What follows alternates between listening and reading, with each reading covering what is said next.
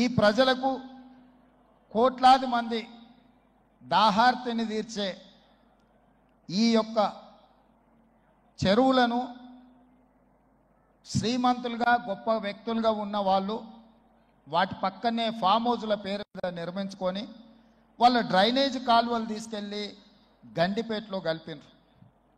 నేను ఇక్కడ వేదిక మీద ఉన్న పెద్దలతో పాటు ఇక్కడ వచ్చిన భక్తులను నేను ఒకటే మాట అడగదలుచుకున్నా.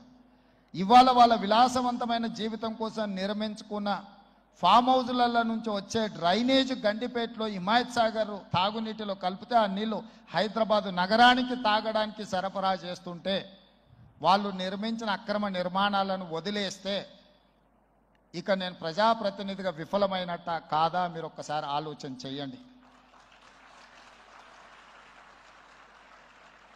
అందుకే ఒత్తిడి వచ్చినా మిత్రులకు ఫామ్ హౌజులు ఉన్నా ఏవి వదలకుండా హైడ్రా అనే ఒక సంస్థను ఏర్పాటు చేసి తెలియకుంటేనే ప్రజాప్రతినిధులం కొన్ని మన దినచర్యల్లో భాగంగా కొన్ని తప్పిదాలు చేస్తుంటాం. తప్పులు తెలవకుంటేనే కొన్ని తప్పులు జరిగిపోతుంటాయి. మరి ఆ ఖాతాను సవరించుకోవడానికి, ఆ బ్యాలెన్స్ షీట్ను సవరించుకోవడానికి తెలిసి కొన్ని మంచి పనులు చేయాలని నేను ప్రగాఢంగా విశ్వసిస్తున్నా, నమ్ముతున్నా. ఆ తెలిసి చెయ్యాలనుకుంటున్న మంచి పనుల్లో భాగము ఈ చెరువులను చెరబట్టిన వాళ్ళ నుంచి విముక్తి కలిగించాలన్న ఏకైక లక్ష్యంతోనే ఈరోజు చెరువులను ఆక్రమించుకున్న వాళ్ళను ఎవరిని వదలకుండా ఉక్కు పాదంతో అణిచివేయాలన్న ఆలోచన, అందులో నిర్మాణాలను ఏ ఒత్తిడి వచ్చినా వెనక్కి తక్కకుండా తొలగించాలన్న ఆలోచనతోనే ఈరోజు ఈ చెరువులలో ఉన్న అక్రమ కట్టడాలను కూలగొడుతున్నాము.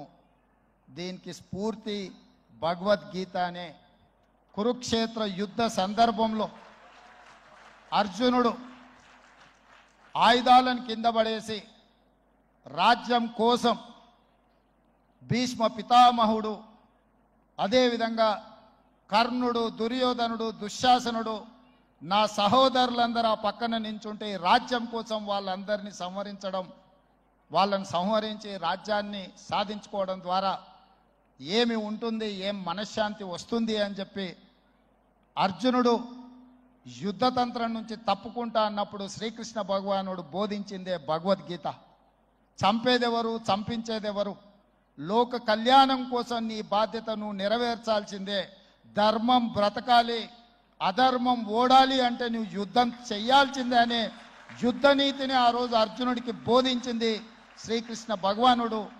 ఇవాళ ఆ శ్రీకృష్ణ భగవానుడి బోధనానుసారమే ఈరోజు ఈ చెరువులను కాపాడే కార్యక్రమాన్ని నేను తీసుకుంటున్నా. నాకు తెలుసు ఈ చెరువులలో నిర్మాణమైన విలాసవంతమైన ఫామ్ హౌజులు ప్రభుత్వాన్ని ప్రభావితం చేయగలిగిన స్థానాలలో ఉన్న చాలామంది వ్యక్తులు ఉన్నారు.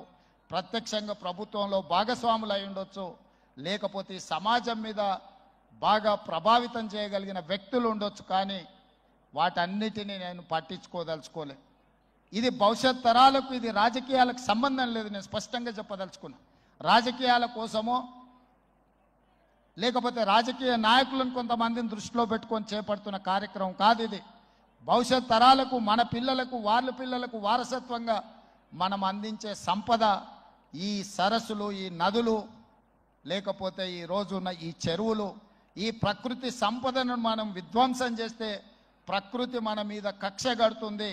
ప్రకృతి మన మీద ప్రకోపిస్తే మనం చెన్నైలో చూసినాం, అదేవిధంగా ఉత్తరాఖండ్లో చూసినాం, నిన్నగాక మొన్న వాయనాడు మనం కేరళలో చూసినాం.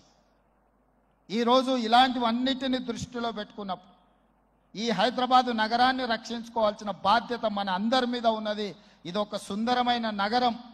ఈ నగరానికి ఈ చెరువులే ఒక అందం. ఈ చెరువులను కాపాడే బాధ్యత ఈ ప్రభుత్వం తీసుకుంటుంది. ఎవరు ఏమనుకున్నా, ఎవరు ఏ ఒత్తిడి తెచ్చినా వాటన్నిటిని పక్కన పెట్టి చెరువులను ఆక్రమించుకున్న వాళ్ళ భరతం పడుతుంది ఈ ప్రభుత్వం అని చెప్పి నేను ఈ సందర్భంగా తెలియదలుచుకున్నాను.